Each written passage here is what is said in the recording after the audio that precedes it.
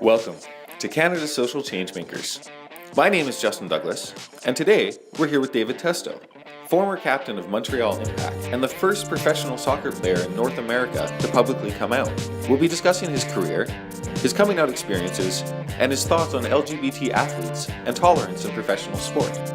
Welcome, David. Thank you for being here. Thank you for having me. Most people probably will be familiar with you from your days as a soccer player. You played for Impact Montreal, for the Vancouver Whitecaps, and before that for some American teams. So why don't you just tell us a little bit about how you got involved with soccer and what your experience was like?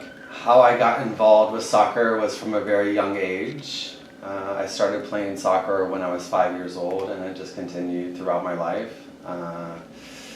It just happened to be something that I was really good at, and I continued with it in high school and then in university and then into the professional level, and that's how it kind of brought me here to Montreal because, like you said, I played in the States, and then I went to Montreal, and then I went to Vancouver, and then I ended up here in Montreal, and I decided to stay. You started in North Carolina, that's Yeah. where you're from originally, Yeah. and what was your American experience like? My American experience was, I was very young. The culture was very hard, especially in sports and being gay.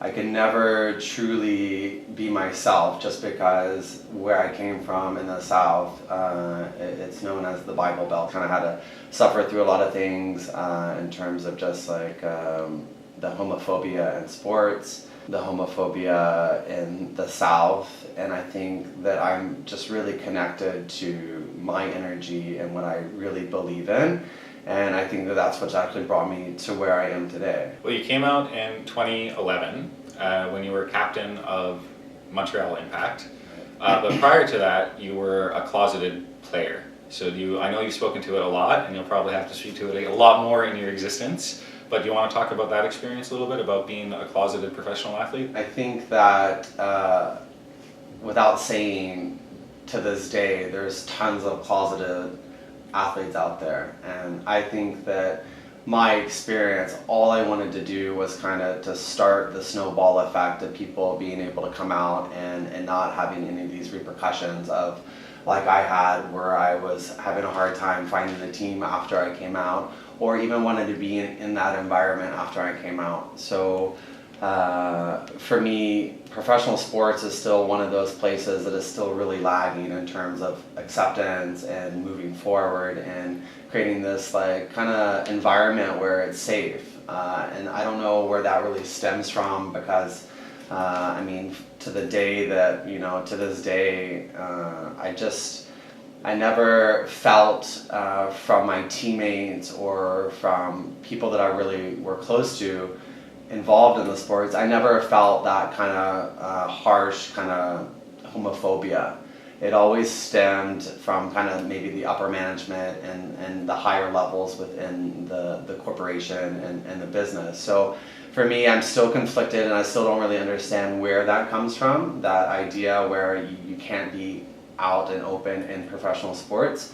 With that said, I wanted to come out even before I came out publicly, and I did to my teammates, and I did to my coach, and I did to a lot of the organization, and it was really well received. As soon as I wanted to go public with it is when it became a little bit of a problem, because in the end, professional sports is a major business. It's a major corporation. I can see that now when I'm outside of it, and all they want is for their team and their organization to be running as smooth as it can. So any distractions, anything that can hamper winning or whatever you want to say, they kind of push it aside. So it's not the ideal place for a gay person to be. What was the coming out experience like for you in terms of the media exposure and how the media portrayed you?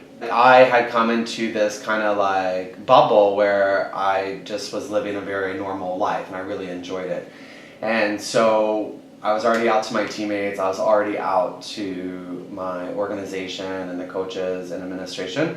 So once I came out to the public here, I didn't think it would be that big of a deal at all. And then the next day, I kind of went out with my friends that night. We were in the off season, and I wasn't really paying attention to what was going on. And then all of a sudden, my mom called me, early in the morning and was like, "What have you done?" So then I started to realize, oh, I think this is going to make a bigger wave than I had anticipated, you know. And then I started getting emails from people in Argentina and all around the world coming to my side and my support, and like in recognizing, you know, there's a lot of other people out there that this is helping. So that really like warmed my heart, and I know even if I played or if I didn't play it, at least I know that I kind of put up my brick in that path for someone else maybe who's a bigger name or in a bigger statue or on a bigger stage to at least make a difference. So I feel like I did my part in terms of just wanting to help the movement of all this kind of struggle that I've been through and all the struggle that I know a lot of people are going through.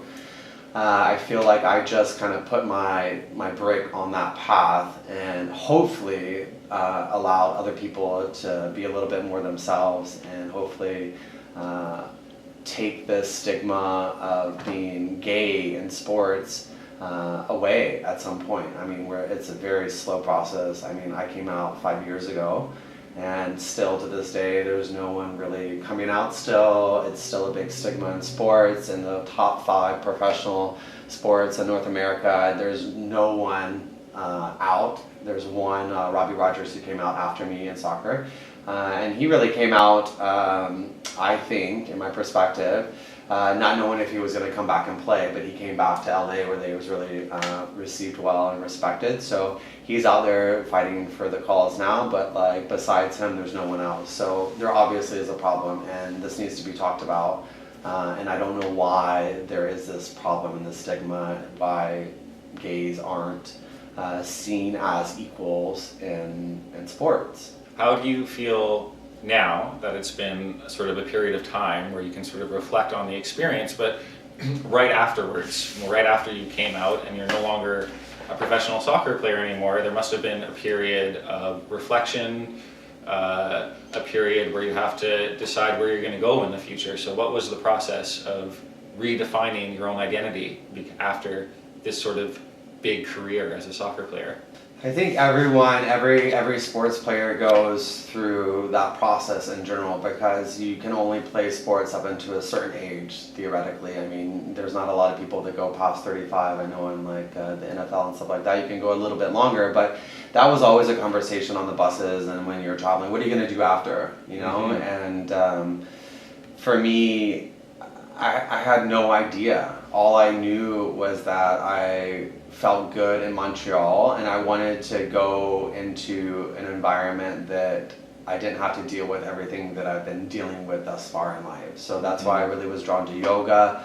And it's interesting because you leave a sport at the highest. You're at the highest level, you're recognized around the world, but then once you're done, the next thing you adventure into, you start at the bottom. And I didn't want to go back into sports, into coaching or anything like that, just because I wanted to get out of that environment. So that's why I kind of really migrated toward yoga, because I was like, oh, these people get me. There's no qualms, there's no disrespect. They're very open. And that's kind of the way I wiggled myself in there. So now I've been doing that for 5-6 years now. You did have to reestablish yourself and build yourself back up as a yoga instructor, and now you're one of the premier instructors. So you're one of the best teachers that exist in the city, and it's a testament to your ability to redefine yourself post such a crazy experience. Right. But in terms of self-identity, on the one hand, you want to be a positive role model and be that beacon of light for gay athletes in professional sport. But on the other hand, you don't want to be defined by this one moment in your life of coming out as a gay athlete, because you're so much more than that in your own existence. So how do you balance those two things of wanting to be a role model, but at the same time wanting to just be David? I don't necessarily want to be a role model, and I did what I did because I felt like that was in my gut and I needed to do it, and I want to be there for those people who have questions or need a little bit of help. In terms of like that moment and it defining me, I will use that moment that defined me then to kind of help other people, but that's not where I'm at anymore. I felt like I've turned a page and I'm ready to move forward and talk about like things that aren't so much related to soccer, because to be honest, it's just not part of my life anymore, and I want to be there for people to have support, and I always say that I'm open to anyone that has questions or is going through anything, and I can help out. But I don't know what it's going to take for things to change. I just really don't. But on a positive note, I think that you see now a lot of younger people coming out in sports. So you see a lot of college players coming out, and you see a lot of people and professional athletes coming out in the Olympics, whether they're diving or more individual sports. But it's happening, and I always said this after I came out, you're never going to see someone who's making $30 million a year that have all these sponsors behind them going to throw it all away to come out. It's just not going to happen. There's too much to lose, and there's way too much pressure. What you're going to see, I hope, and what the trend is kind of looking like, is that younger people are going to come out earlier, and then they're going to rise into the stardom. So it's this really slow kind of build and effect and snowball thing. But I think that's what we'll see in the future more so than these like really top athletes just throwing everything away to come out and help people. It's just not going to happen. What advice would you have for young LGBT athletes who are ready to come out? Come out. Come out. Yeah, no, I think that it's important to have a good friend. I think it's important to have someone around you that supports you, whether they be on your team or your parents, someone in your family. I think that what I can say from my coming out process is that I should have done it earlier. I really wish I would have done it earlier. If I had the wisdom that I had now, I would have done it, maybe 5 years earlier. Wow. And then just not made a big deal about it. But like I said, when you're in the moment and you have your general manager and you have your coach and you have your organization and you don't have those friends and you really are scared. I mean, that's the word I would describe myself. I was always scared, and I felt like I was living two lives, and I think that's why my career was so short. It was because I was always living in this petrified state of not being able to be myself, where a lot of players who weren't my same caliber weren't going through that. So they were able to execute at a higher level for longer. I regret not coming out earlier. Coming out earlier for yourself, you're only going to enable yourself to perform at a higher level for longer. And you will find a team that accepts you, and if not, call me and I'll help you find someone that accepts you. Because I think that in the end, in professional sports, they want to win. You are now a Canadian citizen. Congratulations. Thank you achieved got your citizenship maybe a month ago. Yeah. At this point, why was it important for you to stay in Canada and to get citizenship? So when I first came to Canada, I thought Canada just existed over New York. And I had no idea about this country at all. And my first job was with the Vancouver Whitecaps, and I really thought that it was over Ohio. So when I realized I couldn't drive to Vancouver from Ohio and I had to take a plane that was 6 hours, it really shifted my perspective of this country. When I got to Vancouver, I just realized I met people, and I just felt like I had arrived. I'm home, okay? And I didn't know the process of immigrating here. I didn't know how long and how hard it was and how lucky people are to live here.